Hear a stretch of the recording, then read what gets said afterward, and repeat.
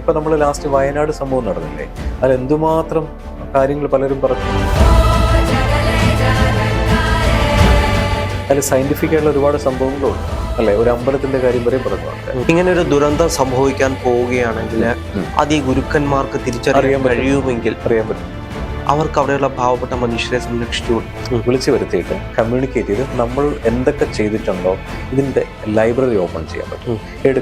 എടുത്തിട്ട് നമ്മൾക്ക് എന്തുകൊണ്ട് ഇപ്പൊ ഇങ്ങനെ സംഭവിച്ചു, പാസ്റ്റ് ലൈഫിൽ നിങ്ങൾ എന്ത് ചെയ്തത് കൊണ്ടാണെന്നുള്ള വ്യക്തമായിട്ട് ഒരു നാവിഗേറ്റ് ചെയ്ത് പറഞ്ഞത്. നമ്മൾ നിരന്തരം കമ്മ്യൂണിക്കേറ്റ് ചെയ്തുകൊണ്ടിരിക്കുമ്പോൾ നമ്മളുമായിട്ട് കണക്റ്റഡ് ആവും. നമ്മൾ വെറുതെ കമ്മ്യൂണിക്കേറ്റ് ചെയ്താൽ മഴയും വെയിലും എല്ലാം പ്രകൃതി സ്വയം ക്ലെൻസ് ചെയ്യുന്നതാണോ അല്ലെങ്കിൽ സ്വയം ഹീൽ ചെയ്യുന്നതാണോ? ഉറപ്പാണ്. അപ്പൊ ഈ ദുരന്തങ്ങളും പ്രകൃതി എപ്പോഴും മാറ്റം വരുത്തിക്കൊണ്ടിരിക്കും. ഒന്നും കൺസിസ്റ്റൻസി ഉള്ളതല്ല, മാറ്റങ്ങൾ എപ്പോഴും വരും. പ്രകൃതിയായിട്ട് നമ്മൾ കമ്മ്യൂണിക്കേറ്റ് ചെയ്യണമെന്ന് മനസ്സിലാവും. അത് എനിക്ക് മനസ്സിലായെന്ന് വെച്ച് കഴിഞ്ഞാൽ നേപ്പാൾ കത്തിക്കൊണ്ടിരിക്കുകയാണ്. നേപ്പാളിനെ പറ്റി നമ്മൾ നോക്കിക്കഴിഞ്ഞാൽ ബുദ്ധന്റെ ഒരു മണ്ണ് കൂടിയാണ് നേപ്പാൾ. ഏറ്റവും കൂടുതൽ ബുദ്ധിസ്റ്റുകളും ബാക്കിയുള്ള ആളുകളും ഒക്കെ ഉള്ള ഒരു മണ്ണാണ്. അത്രയേറെ എനർജി ഉള്ള ഒരു മണ്ണാണ്. ആ നേപ്പാൾ കത്താൻ കാരണം അപ്പൊ എന്തായിരിക്കാം? പ്രതിയുടെ പൗലോ കോയിലോയുടെ പുസ്തകത്തിലൊരു കണ്ടന്റ് പറയുന്നുണ്ട്, അല്ലെങ്കിൽ ഒരു സ്റ്റേറ്റ്മെന്റ് പറയുന്നുണ്ട്. നമുക്ക് എന്തെങ്കിലും ആഗ്രഹമുണ്ടെങ്കിൽ ഈ പ്രപഞ്ചം നമ്മളോടൊപ്പം നിൽക്കുമെന്ന്. പക്ഷേ ചില മനുഷ്യരുടെ കാര്യങ്ങൾ എടുത്തു നോക്കിക്കഴിഞ്ഞാല് പ്രപഞ്ചം തന്നെ എതിരാണ്. അവർ എന്തെല്ലാം ആഗ്രഹമുള്ളവരെ, വലിയ ആഗ്രഹങ്ങളുള്ള ആളുകളായിരിക്കും, പക്ഷേ പ്രപഞ്ചം അതിനെല്ലാം എതിരായിരിക്കും. എന്തുകൊണ്ടാണ് അങ്ങനെ സംഭവിക്കുന്നത്? രാഹുലേ, ഈ യൂണിവേഴ്സ് എന്ന് വെച്ചാൽ ഭയങ്കര അത്ഭുത പ്രതിഭാസമുള്ളതാണ്. നമ്മളിപ്പോ എന്ത് ചെയ്തു കഴിഞ്ഞാലും നമ്മളിപ്പോ സംസാരിക്കുന്നല്ല നോട്ടഡാ. രാഹുലെ, ഈ ഏഞ്ചൽ ഹീലിങ്സ്, പിന്നെ അതുപോലെ തന്നെ ലൈബ്രറി, ഇങ്ങനെയുള്ള കുറെ ഓപ്ഷൻസ് ഉണ്ട്. ഇതൊക്കെ നമ്മൾ ഈ എക്സ്പേർട്ട് പോയി എടുക്കും. അത് എടുക്കുന്നത് അവർ നമ്മളോട് പറയുന്ന ചിത്രഗുപ്തന്റെ ലൈബ്രറി അവർ തുറക്കുന്നതെന്ന് പറയും. അപ്പൊ നമ്മൾ വിചാരിക്കും എന്ത് സംഭവം ഒരു പറയുന്നത്, ചിത്രഗുപ്തന്റെ ലൈബ്രറി എന്നൊക്കെ ചോദിക്കും. ഇത് ഇവർ ശരിക്കും ചെയ്യുന്നത് നമ്മൾ എന്താണെന്ന് മനസ്സിലാക്കി ഇവർ ഏഞ്ചൽസുമായിട്ട് കമ്മ്യൂണിക്കേറ്റ് ചെയ്യും. കമ്മ്യൂണിക്കേറ്റ് ചെയ്തതിനു ശേഷം ഞാൻ ഈ ട്രാക്കിൽ പോയിട്ടുണ്ട് കേട്ടോ. കമ്മ്യൂണിക്കേറ്റിംഗ് നമ്മുടെ തലയ്ക്ക് മീളാതെ നിൽക്കുന്ന ഏഞ്ചൽസ് ആണല്ലോ.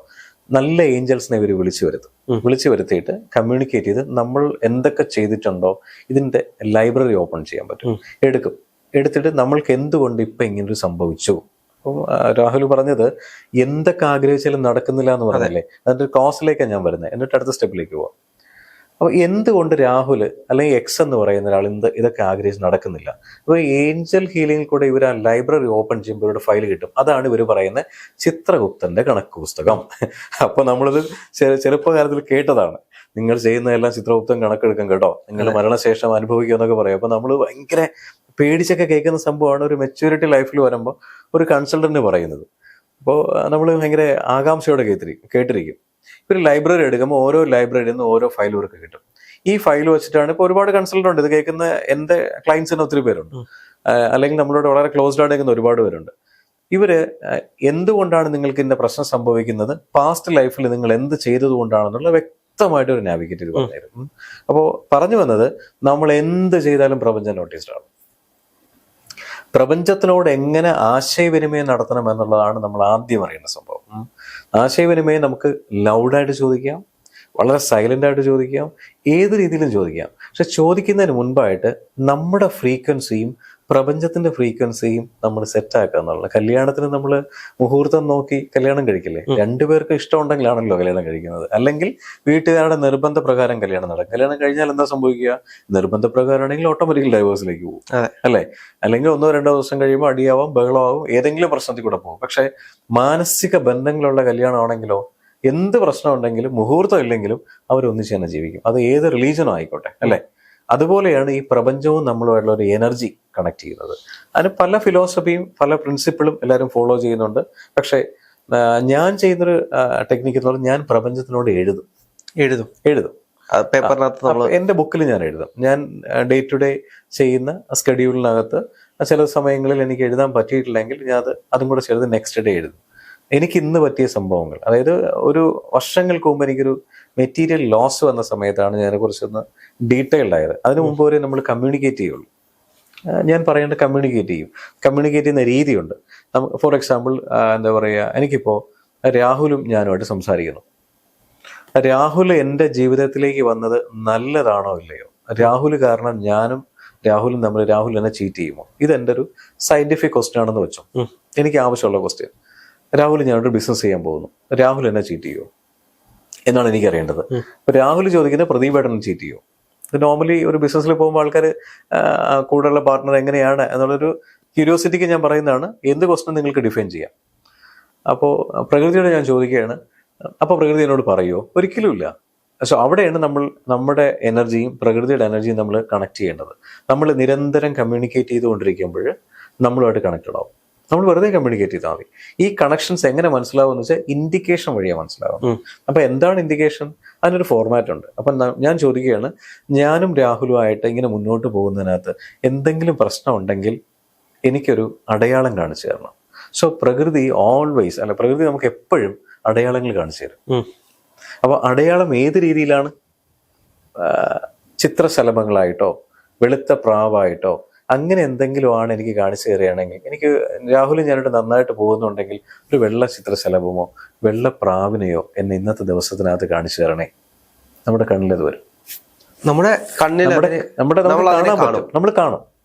ഞാനും രാഹുലോട് കമ്മ്യൂണിക്കേറ്റ് ചെയ്ത് അല്ലെങ്കിൽ ഞാനും രാഹുലോട് ഡിസിഷൻ എടുത്തിട്ട് മുന്നോട്ട് പോകുമ്പോൾ എൻ്റെ ക്വസ്റ്റ്യൻ ആണ് ഞാൻ പ്രകൃതിയോടാ ചോദിക്കുന്നത്, രാഹുലും ഞാനോട്ട് മുന്നോട്ട് പോകണോ? ഇതെന്റെ ക്വസ്റ്റ്യൻ. എനിക്ക് മേ ബി ആരോട് ചോദിക്കാൻ പറ്റും? എൻ്റെ പാർട്ട്നേഴ്സിനോട് ചോദിക്കാൻ പറ്റും. എൻ്റെ അച്ഛനോ അമ്മയോ എൻ്റെ ഭാര്യയോ അല്ലെങ്കിൽ എൻ്റെ മക്കളോ എൻ്റെ ആത്മാർത്ഥമായിരിക്കുന്ന ഫ്രണ്ട്സോ എൻ്റെ ഗുരുക്കന്മാരോടോ ചോദിക്കാൻ പറ്റും. ഇവരെല്ലാം ഒരു ഇൻഡിവിജ്വൽ ബ്രെയിൻ ആണ് അല്ലേ? അതെ. അവരെല്ലാം ഒരു ആൻസർ പറയും, യെസ് ഓർ നോ. ഗുരു പറയുന്നത് എൻ്റെ ഡിഫറെൻ്റ് ആയിരിക്കും. ഗുരുവിൻ്റെ സംഭവം തന്നെയാണ് ഞാൻ ഫോളോ ചെയ്യുന്നതും കേൾക്കുന്നതും. അതിനും അപ്പുറം എനിക്കൊരു പ്യൂരിറ്റി വേണമെന്നുണ്ടെങ്കിൽ ഞാൻ പ്രകൃതിയോട് ചോദിക്കുക.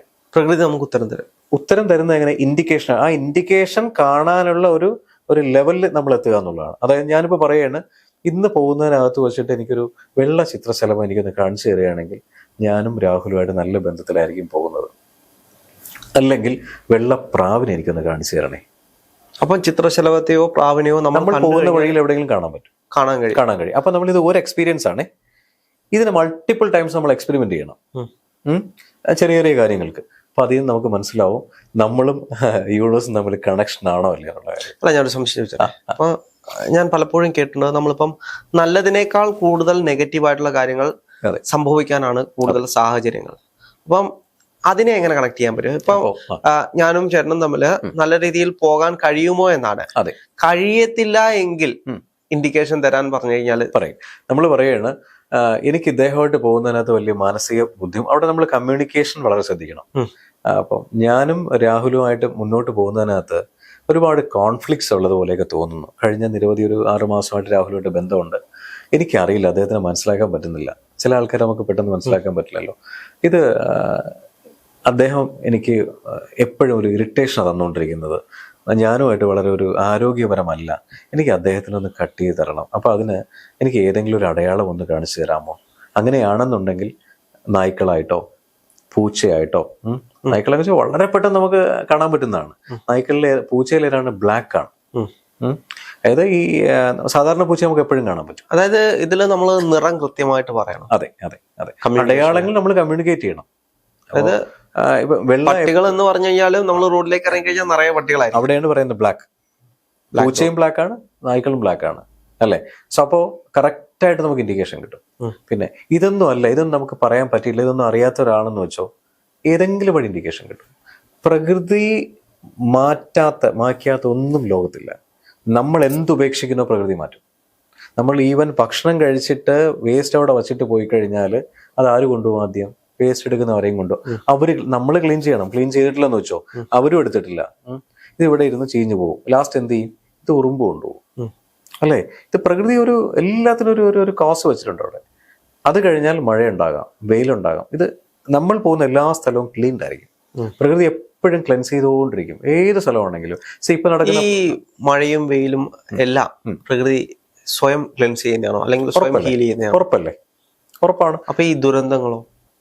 ആണ്. ആ പ്ലേസ് ഡിസർവ്ഡ് ആണ്. ദുരന്തങ്ങൾ സംഭവിക്കുന്ന ആ സ്ഥലത്തിന്റെ വന്നേ പറ്റൂ. ആ സ്ഥലം ഡിസർവ് ആയതുകൊണ്ട്. അതെ. ഇപ്പൊ നമ്മൾ ലാസ്റ്റ് വയനാട് സംഭവം നടന്നില്ലേ? അതിൽ എന്തുമാത്രം കാര്യങ്ങൾ പലരും പറഞ്ഞു. അതിൽ സയന്റിഫിക് ആയിട്ടുള്ള ഒരുപാട് സംഭവങ്ങളും ഉണ്ട് അല്ലെ? ഒരു അമ്പലത്തിന്റെ കാര്യം വരെയും പറഞ്ഞു ആൾക്കാർ. പക്ഷെ ഒരു സ്ഥലത്ത് ഒരു ഡിസാസ്റ്റർ വരുന്നത് അത് ഡിസർവ് ആയതുകൊണ്ടാണ്. പ്രകൃതി എപ്പോഴും മാറ്റം വരുത്തിക്കൊണ്ടിരിക്കും. ഒന്നും കൺസിസ്റ്റൻസി ഉള്ളതല്ല. മാറ്റങ്ങൾ എപ്പോഴും വരും. പ്രകൃതിയായിട്ട് നമ്മൾ കമ്മ്യൂണിക്കേറ്റ് ചെയ്ത് തുടങ്ങുമ്പോൾ മനസ്സിലാവും.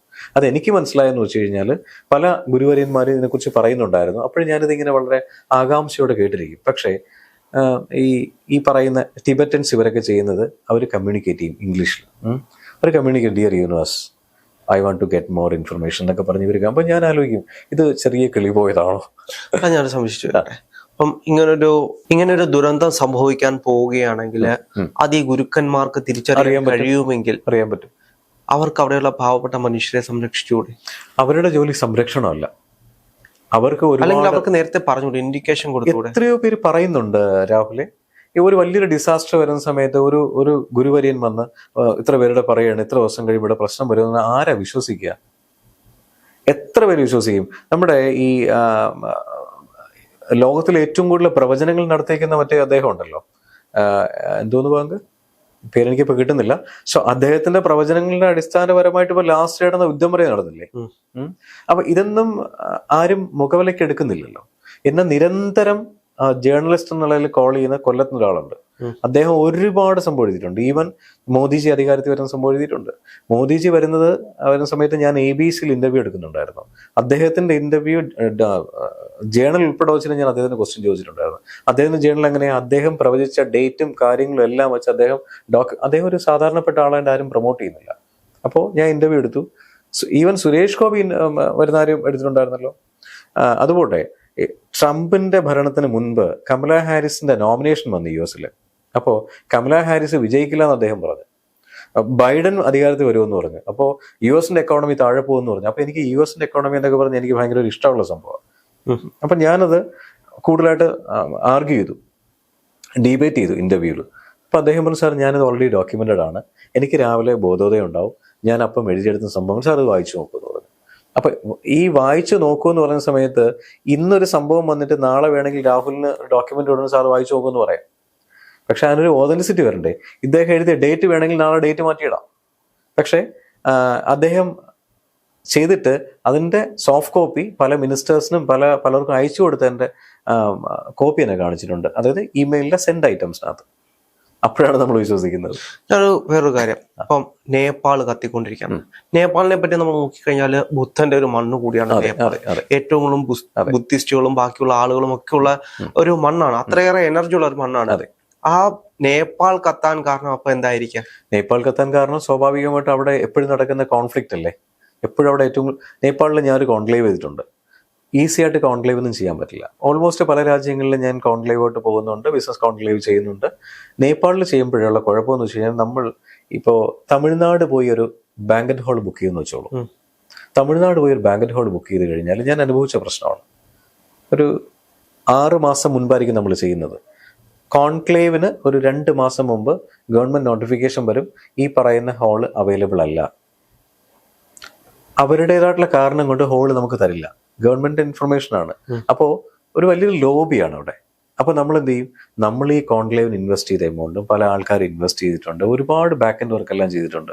സ്വാഭാവികമായിട്ടും പിന്നെ അടുത്ത കോൺക്ലേവ് നമ്മൾ അവിടെ വയ്ക്കുമോ? ഇല്ല, വയ്ക്കില്ല. അതുപോലെയാണ് നേപ്പാളിൽ നമ്മളൊരു പ്രോഗ്രാം ചെയ്യാൻ പോയി കഴിഞ്ഞാൽ 100 പ്രശ്നങ്ങളാണ്. അതും ഒരാളെ മാത്രം ഹാപ്പി ആക്കിയാൽ പോരാ, പല ആൾക്കാരെയും ഹാപ്പി ആക്കണം. ഈ പ്രോഗ്രാം കഴിഞ്ഞിറങ്ങിയാലുള്ള ഭീഷണിക്കോളോ അതും അതിലപ്പുറമാണ്. പക്ഷെ ആ ലോക്കൽ കോണ്ടാക്ട്സ് ഉള്ളത് കൊണ്ട് ഒരു കോൺക്ലേവ് ഞാൻ നേപ്പാൾ എന്ന് പറയുന്നത് സ്പിരിച്വലി അത്രയും ഉയർന്നു നിൽക്കുന്ന ഒരു സ്ഥലമാണ്. നമ്മുടെ പെർസ്പെക്റ്റീവിൽ അതങ്ങനെയാണ് രാഹുലെ. വിശ്വസിക്കാത്ത ഒരു വലിയൊരു വിഭാഗം ജനങ്ങൾ അവിടെ ഉണ്ട്. അപ്പൊ അവർക്ക് ഇപ്പൊ ഇവിടെ ഒരു സ്പിരിച്വൽ മണ്ണിൽ അങ്ങനെ സംഭവിക്കുവാണെങ്കിൽ ഏതൊരു മണ്ണിലും സംഭവിച്ചു. ഭാരതത്തിൽ അങ്ങനെയില്ലേ? നമ്മുടെ കേരളത്തിലില്ലേ? കേരളത്തിലുണ്ടല്ലോ വിശ്വാസികളും അവിശ്വാസികളും ഉണ്ട്. പക്ഷെ അവിശ്വാസികൾ ഒന്നിനെയും വിശ്വസിക്കാത്ത സമയത്ത് പേടിയില്ല എന്തിനേയും ചെയ്യാൻ. അപ്പൊ പിന്നെ നമ്മളിതൊരു ആ ഒരു ടോക്കിലേക്ക് പോണ്ട, ഞാൻ അത് ഒരു എക്സ്പീരിയൻസ് പറഞ്ഞതേ ഉള്ളൂ. സോ അപ്പോൾ ഈ പറഞ്ഞു വന്നത്, പ്രകൃതിയോട് നമ്മൾ എങ്ങനെ കമ്മ്യൂണിക്കേറ്റ് ചെയ്യുന്നു? പ്രകൃതിയോട് നമ്മൾ കമ്മ്യൂണിക്കേറ്റ് ചെയ്യുന്ന സമയത്ത് സ്വാഭാവികമായിട്ടും നമ്മുടെ എനർജിയും പ്രകൃതിയുടെ എനർജിയുമായിട്ട് എവിടെയെങ്കിലും ഒരു വേവ് ലെങ്ത് വന്ന് തുടങ്ങിയെന്ന് മനസ്സിലാക്കി കഴിഞ്ഞാൽ നമുക്ക് ഇൻഡിക്കേഷൻസ് കിട്ടിക്കൊണ്ടിരിക്കും. ഞാനിപ്പോൾ ചെയ്യുന്നതെന്ന് പറഞ്ഞു കഴിഞ്ഞാൽ, ഞാൻ എഴുതും, കഴിയുന്ന സമയങ്ങളിൽ എഴുതും. എൻ്റെ ഇന്നത്തെ എക്സ്പീരിയൻസ് ഞാൻ എഴുതും. അതിൽ നിന്ന് എനിക്ക് ഫിൽട്രേഷൻ കിട്ടും. ഞാൻ പോകുന്ന വഴികളിൽ എനിക്ക് സംഭവിച്ച കാര്യങ്ങൾ നമുക്ക് ബോധതലത്തിൽ നിന്നറിയാം. ഇത് ചെയ്യുന്നത് നല്ലതാണെന്നറിയാം. അറിയാത്ത കേസാണെങ്കിൽ എന്ത് ചെയ്യും? അപ്പോൾ ഇൻഡിക്കേഷൻ ചോദിച്ചാൽ ഇൻഡിക്കേഷൻ കിട്ടും. ഇൻഡിക്കേഷൻ കിട്ടുന്നത് മാത്രമല്ല രാവിലെ, അതിനകത്ത് വളരെ സ്പെസിഫിക് ആയിരിക്കും ഇൻഡിക്കേഷൻ. നമ്മുടെ പേഴ്സണൽ ലൈഫിൽ എന്തെങ്കിലും ദുരന്തങ്ങൾ ഉണ്ടാകാൻ പോവുകയാണെങ്കിൽ അതിനു മുമ്പിട്ട് പ്രകൃതി നമുക്ക് ഇൻഡിക്കേഷൻ തരുമോ? നമ്മൾ ആ ലെവലിലേക്ക് വളരണം. അതൊന്നും എനിക്കിതുവരെ അങ്ങനെ കിട്ടിയിട്ടില്ല കേട്ടോ. നമ്മളിപ്പോൾ ചോദിക്കുന്നത് സാധാരണ ക്വസ്റ്റ്യൻസ് ആയിരിക്കും ചോദിക്കുന്നത്. ഞാൻ എന്നും എൻ്റെ ഒരു സമർപ്പണം ഞാൻ ചെയ്യാറുണ്ട്. അത് ഞാൻ ഇന്നത്തെ ദിവസം ജീവിച്ചതിൽ എനിക്കുണ്ടായിരുന്ന നല്ല നല്ല അനുഭവങ്ങൾ ഇതൊക്കെയാണ്. ഞാൻ കാരണം ആരെങ്കിലും വേദനിച്ചിട്ടുണ്ടെങ്കിൽ അത് ഒരു സമർപ്പണ മനോഭാവത്തോടെ ക്ഷമിക്കുക എന്ന് പറഞ്ഞിട്ട് ഞാൻ ചോദിക്കും, ഇങ്ങനെ ഒരു അസൈൻമെന്റ് ഉണ്ട്, അതിലേക്ക് പോയാൽ അപ്പോൾ ഇൻഡിക്കേഷൻ കിട്ടും. ഇൻഡിക്കേഷൻ കിട്ടുമ്പോഴും നമ്മൾ ജപത്തിൽ ഇരിക്കുമ്പോഴും പല കാര്യങ്ങളും മനസ്സിലാവുമല്ലോ. പിന്നെ നമ്മുടെ വ്യക്തിപരമായ ഒരു എനർജി യൂണിവേഴ്സുമായിട്ട് ഭയങ്കര കണക്റ്റഡ് ആക്കി കൊണ്ടുവന്നാൽ ഭയങ്കര രസമാണ്. പല കാര്യങ്ങളും നമ്മൾ വഴിമാറി പോവും രാഹുലെ. അതായത് നാളെ വേറെ എവിടെയെങ്കിലും രാഹുലിന് പോകണമെന്നുണ്ടെങ്കിൽ അല്ലെങ്കിൽ എനിക്ക് പോകണമെന്നുണ്ടെങ്കിൽ ആ പോക്ക് പ്രകൃതിയായിട്ട് മാറ്റിത്തരും. അതിനുശേഷമായിരിക്കും നമ്മൾ അറിയുന്നത് പോകാൻ പാടില്ലായിരുന്നു എന്നുള്ളത്. അപ്പൊ നമ്മളിവിടെ ഇരിക്കുന്നതിന്റെ കാരണം തന്നെ പ്രകൃതിയാണ്. അതെ അതെ അതെ അതെ. പ്രകൃതിയിൽ ഉണ്ടാക്കിയ ഓരോ മാറ്റങ്ങളും നമുക്ക് തന്ന ഓരോ ഇൻഡിക്കേഷനുമാണ് നമ്മൾ ഇപ്പോൾ ഒരു സംസാരിക്കുന്നത് പോലും. അതെ അതെ. കാരണം നമ്മൾ ഈ എത്രയോ ജന്മങ്ങൾ കഴിഞ്ഞാണ് മനുഷ്യജന്മത്തിലേക്ക് വരുന്നത് അല്ലേ? മനുഷ്യജന്മത്തിൽ വന്നിട്ട് എത്ര ജന്മം നമ്മൾ മനുഷ്യജന്മമായിട്ട് റീബർത്ത് എടുത്ത് വരും. അപ്പം പ്ലാൻ ബേസ്ഡ് ആയിട്ടുള്ള എല്ലാ സംഭവങ്ങളും വളരെ ആരോഗ്യപരമായി നിൽക്കുന്നതാണ്. അതിനൊരു ബെസ്റ്റ് എക്സാമ്പിള്, എൻ്റെ വീട്ടിൽ അത്യാവശ്യം പോത്തോസ് ഉണ്ട്, മണി പ്ലാന്റും. എനിക്ക് ഭയങ്കര ഇഷ്ടമായി ഇങ്ങനെ സംഭവം. ഈ ചെടികളിലെ ഞാൻ എടുത്തിട്ട് ഇങ്ങനെ ഗ്രോബിക് എന്ന് പറയും. ഞാൻ ഒരിടത്ത് കിട്ടിയ ഇൻഫർമേഷനാണ്. വർഷങ്ങൾക്ക് മുമ്പ് ഞാൻ അത് ഇന്നും ചെയ്യുന്നുണ്ട്. ഈ ചെടികൾ വാടിക്കിടക്കുമ്പോൾ നമുക്ക് സ്വാഭാവികമായിട്ടൊരു വിഷമം ഉണ്ടാവും. വെള്ളം ഒഴിക്കാതിരിക്കാം. 2 ദിവസം കൊണ്ട് ഒഴിക്കുന്നതും ഉണ്ടാവും, എല്ലാ ദിവസവും ഒഴിക്കുന്നതും ഉണ്ടാവാം, അല്ലെങ്കിൽ ആഴ്ചയിൽ ഒഴിക്കുന്നതും ഉണ്ടാവും. അപ്പോൾ എല്ലാ ദിവസവും വെള്ളം ഒഴിക്കുന്നുണ്ട്. പക്ഷേ ചില സമയത്ത് ചില ലീഫ് ഇങ്ങനെ വാടിക്കിടക്കുമ്പോൾ നമുക്കൊരു വിഷമം തോന്നും. നമ്മുടെ ബ്ലഡിൻ്റെ എനർജി അതിൽ കൊടുത്തു കഴിഞ്ഞാൽ ട്രൈ ചെയ്ത് നോക്കൂ, അറിയാൻ പറ്റും. നമ്മൾ ഒരു 3-4 ദിവസം തുടർച്ചയായിട്ട് ആ ചെടിയെ നമ്മൾ തഴുകിയിട്ട് ഗ്രോബിക് ആയിട്ട് കമ്മ്യൂണിക്കേറ്റ് ചെയ്യും പ്ലാന്റുമായിട്ട് കമ്മ്യൂണിക്കേറ്റ് ചെയ്ത് കഴിഞ്ഞാൽ രാഹുലിന് ഇപ്പൊ ചോദിച്ച ക്വസ്റ്റ്യൻ്റെ ആൻസർ സ്വന്തമായിട്ട് ഒരാഴ്ചക്കകത്ത് കിട്ടി തുടങ്ങും. നമ്മൾ ആ പറയുന്ന പ്ലാന്റുമായിട്ട് കണക്റ്റഡ് ആവും. നമ്മളെ കാണുമ്പോൾ ഒരു എനർജി, ഗ്രീനിഷ് കളറൊക്കെ ഒരു കെമിക്കലും അടിക്കാതെ പ്യുവർ ഗ്രീനിഷ് കളറിലേക്ക് നിൽക്കും. ഒരു പ്രകൃതി ഓൾവേസ് എന്താ പറയുക, ഒരു ഭയങ്കര സംഭവമാണ്, ഭയങ്കര പ്രതിഭാസമാണ്. പ്രകൃതിയുമായി കണക്ട് ചെയ്യാൻ നമ്മളുടെ എനർജിയെ നമ്മൾ ഉണ്ടാക്കിയെടുക്കുക എന്നുള്ളതാണ്. എനർജി ഉണ്ടാക്കിയെടുക്കാൻ ഒരുപാട് വഴിയുണ്ട്. അങ്ങനെ ആവുകയാണെങ്കിൽ നല്ലതാണ്.